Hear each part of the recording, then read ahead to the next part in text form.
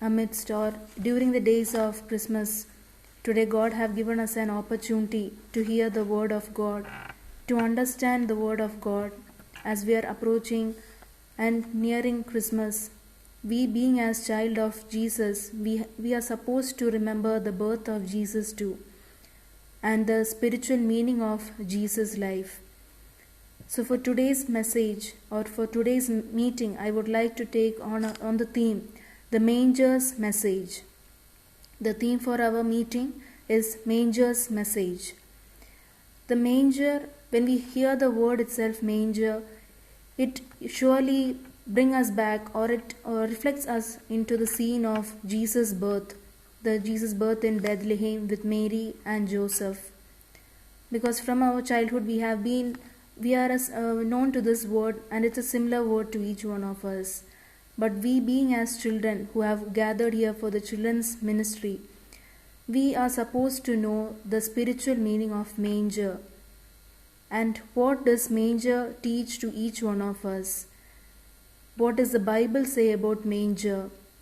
And what does the gospel specifically mention or detailedly explains the meaning of manger? So for today, let's keep aside few minutes to study the deeper meaning of manger. So for that, I would like to take the key verse for our theme or for our meeting today, that is Luke chapter 2 verses 7. Luke chapter 2 verses 7. I'll just read it out. When the child Jesus was born, his mother Mary laid him in a manger.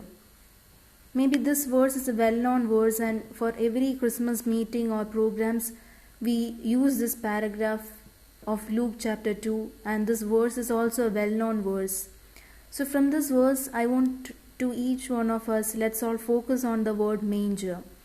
So in this worldly aspect, let's all come to know what is the meaning of manger, and from where does the word manger come from, what is the basic meaning of manger, and what is kept on the manger, who are the one who take care of the manger. The manger word, it is being derived from the Latin. It's a Latin word. The Latin word is munducere, and the meaning is to eat.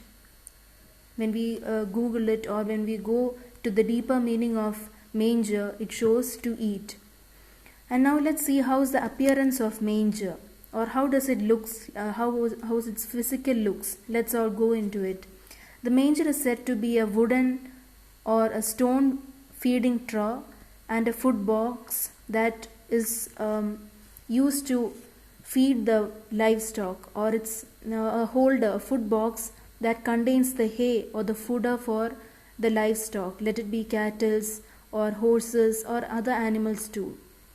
So that is what, in simple words, I can say it is a food box or a food holder, that which consists of hay or fodder for the livestock. That is what the manger means, or the basic meaning of manger. Now let's see, where is the manger being located nearby the livestock. Usually we are all aware that when the group of horses who stay, they live in stables, and the cattle they live in corrals, and other animals they live in caves. Similarly, this manger, which consists or which is said to be a food holder or a food box, in this manger all the fodder and the hay is being kept. So wherever the animals or wherever the livestock are found out, there all we can see the presence of manger. And it is said that the farmer is the one, or the one who is taking care of these livestock or horses or other animals. They are the one who make sure that the manger is being filled with the hay or fodder, or I can say the food of the livestock. So the farmer, they have got an utmost or prime responsibility to make sure that these are all these food of the livestock is being filled in the manger. Then we can see that the livestock or the animals, let it say, we can say horses, cattle or other animals, they make sure that they come near manger, they take their leisure time, they take their time to eat all the hay or the fodder which is being present in the manger. They use their leisure times, their chilling time and the chewing time, and chewing back the cud also. So that is what we can find it out when the manger is being present wherever the livestock lives, they feel so happy because they get food and they spend time as how we spend time with our loved ones. Similarly, animals too have their own time. Now we all have got a physical meaning, or I can say in the worldly aspect, the meaning of manger. Now let's all focus into the spiritual dimension, or in the spiritual aspect of our life, the meaning of manger. So when we go through the Gospels, usually Matthew, Mark, Luke, John, these four Gospels, they always make sure that they begin with the birth of Jesus, or they try to describe the birth of Jesus.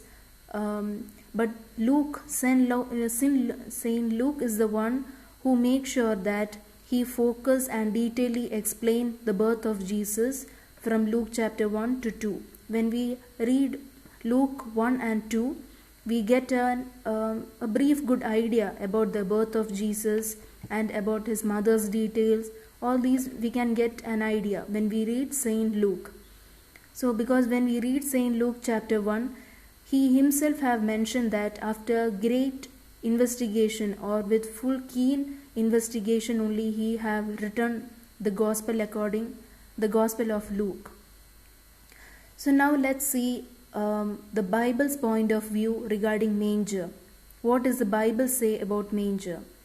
In Luke chapter 2 verses 17, 12 and 16, in these three verses of Luke chapter 2, Luke have very keenly and simply he have written down or penned down the idea of manger, who are the people around manger, and who are the one who are going to approach the manger, who is lying in the manger, and the presence or the value of manger is being described in these three verses, or in these reference according to Saint Luke.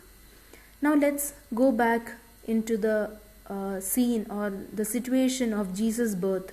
We are all aware that Mary and Joseph, at the last moment, they are in Bethlehem to find an inn or a guest room for the baby to be delivered, but they couldn't find any room, or no one opened a door for them. At last they themselves, it was we can say the last minute of the pregnancy, we can say. So Mary always made sure that the baby had to be safe and heated up too in this cold season too. So that's why they went into the place where the manger was found, and Mary made sure that the manger was filled with this hay. Hay means it is very soft, and she made sure that it was filled with hay and it doesn't touch the ground. And Mary placed the baby into the manger. That is what the Bible says so. Maybe Mary could have laid the baby on the cold stone, but she made sure the safety of the baby in a full utmost care she'd have taken for the baby. That is what we can find in the Luke chapter 2. Now let's see after the birth of Jesus, what all are the incidents that have happened and how manger is being related to it. The moment the baby was laid in the manger, we can see that the shepherds were informed by angels. The angels informed that there's a baby, there's Christ Savior, the Lord is being born for you in Bethlehem. And angels made sure that they gave a sign, that is, the baby is being placed and laid in manger. Maybe the shepherds, they found it so special and they found it an extraordinary situation for them to approach. So we can see that the shepherds have obeyed and they have approached the manger. That's what Luke chapter 2 verses 16 says. They went so fast and they found the child on the manger, and it said that their eyes were feasted. Maybe this finds odd one for us, feasting the eyes. Usually we feast our stomachs, but feasting our eyes is a different aspect. They made sure that their eyes were feasted up into till the brim, we can say, because they were enjoying the presence of the child and the surroundings that the child is being born, the parents of the child. All these are being recognized and being enjoyed by the shepherds. That is what Luke chapter 2 verses 16 says to us. Now let's see the spiritual symbol or the spiritual meaning of manger. It's said that Jesus lying in manger, it is a spiritual symbol of royalty in Tro. Royalty in Tro means royalty in manger. The synonyms of manger is royal Tro. So royalty in Tro means, the royalty means it's a kingship or something that is ruling. That is what royalty shows us. But Tro or manger is something that is very lowest, because it even come to the level of animals. So Jesus have shown up and symbol of being the royalty in Tro. Now let me symbolize or make each one of us similarize the situation. Usually the animals, they approach the manger to eat the hay and the fodder. That is their physical food. But we, being as humans, it is our responsibility and our duty also to approach Jesus for our spiritual food. That is what the manger is teaching each one of us. Jesus is also said to be the storehouse of nourishment, which means he is a food for our soul. The food for our soul. That is what Jesus is being meant to be. Because Jesus, who is being laid in the manger, is the food for our soul. So when we approach Jesus, then that's a spiritual food for our spiritual aspect of life. We can approach Jesus anytime. We can have a leisure time with Jesus. We can keep on devouring the word, and we can study his life and other on things or other activities from Jesus' life too. As how animals approach the manger for their physical food, let's each one of us, let us also approach the manger, or let's approach Jesus for our spiritual food. So now we have all got an idea of what is manger in physical aspect or in the worldly aspect, and what does the Bible says about manger, and what does the angel says about manger, and how is the viewpoint about shepherds to the manger, and what is the spiritual symbol of manger to each one of us. Now we all have got a brief idea on manger. During the preach itself, I think I have mentioned that Saint Luke is the one who have taken the keen initiative to investigate each aspects that's been happening in Jesus' life, and he also made sure that he penned down everything in a keenly and in a brilliant manner too. So Luke have got something to talk to each one of us. Luke have penned down the message of manger. That is what our theme is, the manger's message. Luke's message about manger. Luke have brought out, or Luke have penned down few message or the meaning of manger. So for today's meeting, I would like to point out or bring out the 5 main messages that Luke want each one of us to study. So the first message according to Luke about manger is, the manger was dirty. The manger was dirty. Dirty means, usually we know that animals, they approach the manger for their food. So they might roam here and there, and then they come. As how we have the cleanliness, maybe the animals, they might not have. That is what Luke says to each one of us. The manger was dirty. Mary and Joseph, they have taken their full initiative and their full effort to make sure that the manger was clean enough, and they also made sure that the manger was filled with fully hay, and the 4 sides of the manger was heighted enough, or it was away from the ground, because the surroundings said to be cold. That is what we can see. The Mary and Joseph, they cleaned their best, the manger, to place the baby or the baby Jesus safely and without much shivering in the manger. And when we see about manger, when we think about manger, we can see that the Son of God, he first laid on the manger. That means that was the first bed of the Son of God. Now let's all recollect our birth. Maybe we were all born in hospitals. The moment we were born, we were placed in cradles. But Jesus was not. He was placed in crib or trough or manger rather than cradle. Mary and Joseph, they might have tried their best to make sure that the first placing or the laying place of the baby have to be soft and safe. They, according to their point of view, they might have tried their best to make it as a cradle. So let's see, or let's all think about it. The Jesus who died for us on the cross, he born in the world, and firstly he was laid in manger, which was said to be dirty and which didn't have much safety when we think about it. But Mary and Joseph, they have found out and they have done their best to make it cleaner.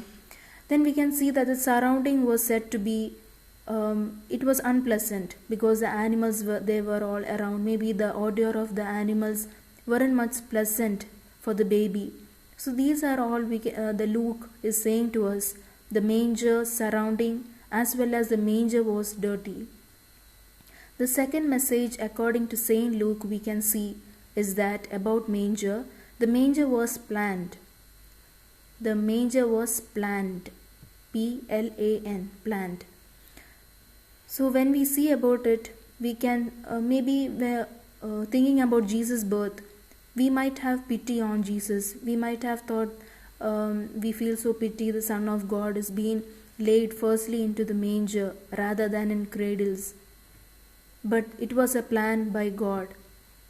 That is what the Bible says, because the prophet Micah have said 700 years before when Jesus have born, the prophet Micah said that the Son of God will be born in Bethlehem. That is the God's plan. Micah chapter 5 verses 2 clearly says to each one of us, 700 years before when Jesus was born. That is how the prophesying have started. That was the God's plan. Then we can see that maybe God could have chosen a faithful virgin and a men. God could have chosen those who lived in Bethlehem. But Mary and Joseph, they were in Nazareth. Then for a census purpose they had to be in Bethlehem. That is what the Bible says so. So God, he had a plan. He made sure that Mary and Joseph had to come all the way from Nazareth to the town of Bethlehem to make the prophesying to be true.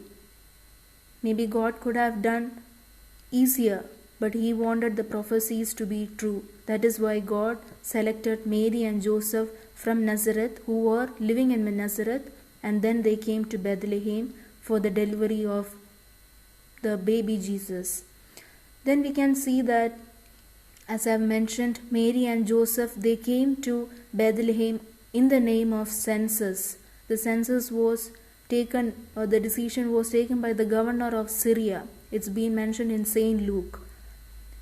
So we can see that maybe they could have reached Bethlehem knowing for the business purpose or for their cousins' need or any other purpose. But God himself took the initiative to change their minds of Mary and Joseph to be in Bethlehem, because Joseph was said to be the native of Bethlehem.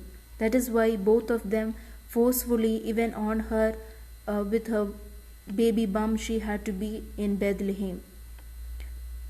Then we can see that God could have planned the bed of his son in a cradle, but God's plan and his focus was on the global census which took place in Bethlehem. Maybe we ourselves, we might have thought, or we would have asked to ourselves, God is the universe, he is said to be the all and all, the creator of the whole world. Why God have done this to Jesus? Jesus could have been placed in a royal manner.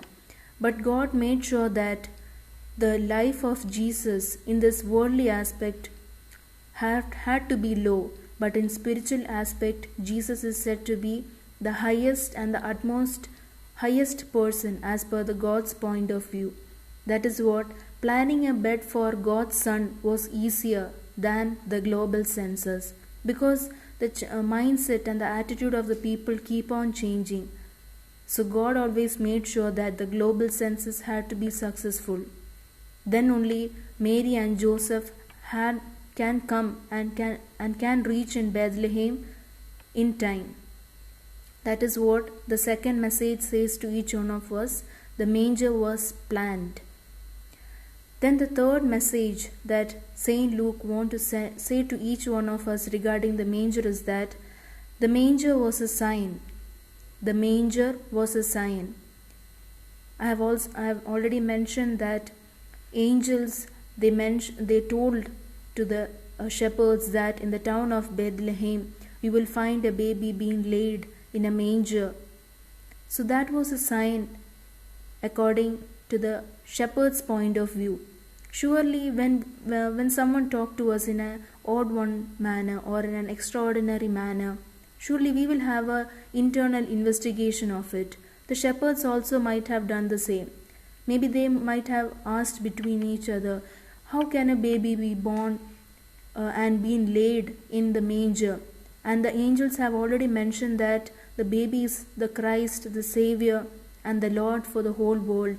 How can such a royal person be placed and being laid in the manger? They might have had a confusion, but the angels made sure that the sign was given to the shepherds. So that is what the manger was, a sign to the shepherds. That has been mentioned in Luke chapter 2 verses 12. Clearly it says to each one of us that the shepherds were informed by the angels about manger. The angels, they have quoted these words like Savior, Christ, Lord, lying in manger. These words are the one that found out special and an extraordinary sign for the shepherds to reach in the town of Bethlehem and to see the baby Jesus.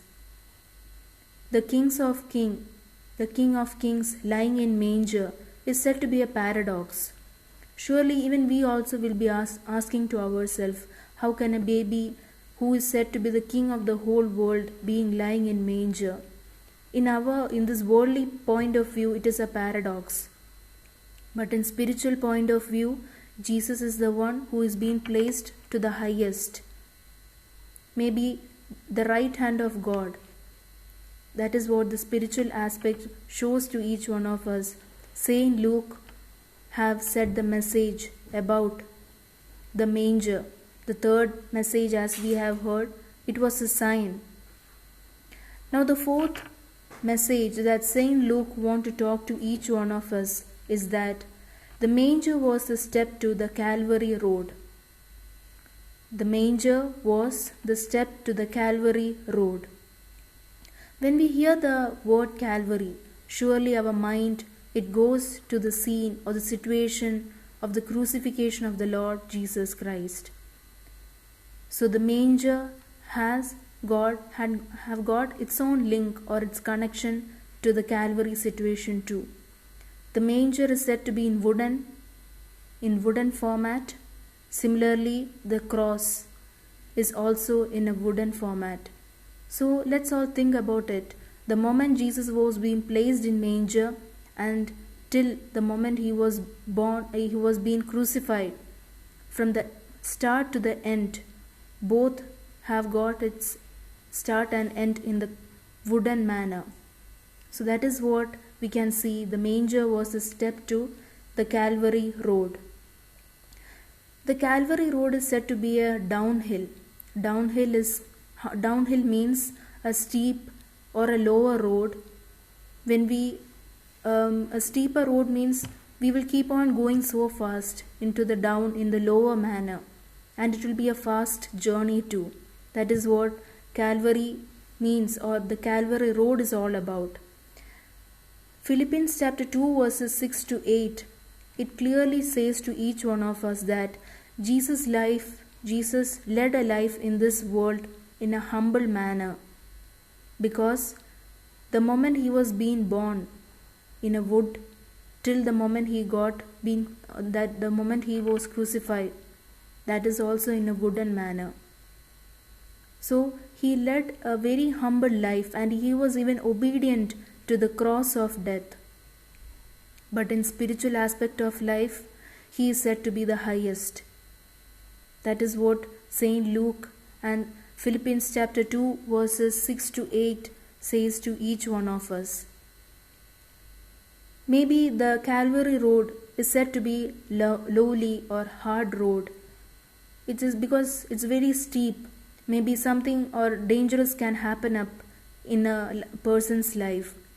But when Savior is being accompanied, or when a good friend or a good teacher or a good guider is being accompanied in that journey, surely it will be a joyful journey for each one of us. That is what Luke chapter 2 verses 10 to 14 says.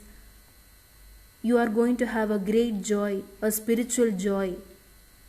Because even though our life or the Calvary road is full of sadness, dangers, or negatives, but if the Savior or the Christ, when He is accompanying our life, surely our life will change from sadness to greatest joy or a spiritual joy.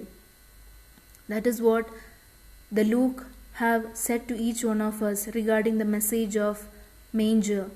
The manger is a step to the Calvary road. Now the fifth message according to Saint Luke about manger is that the manger was glorious. The manger was glorious. Maybe this also seems to a paradox for each one of us. How can a wooden or a food box of animals be considered as glorious?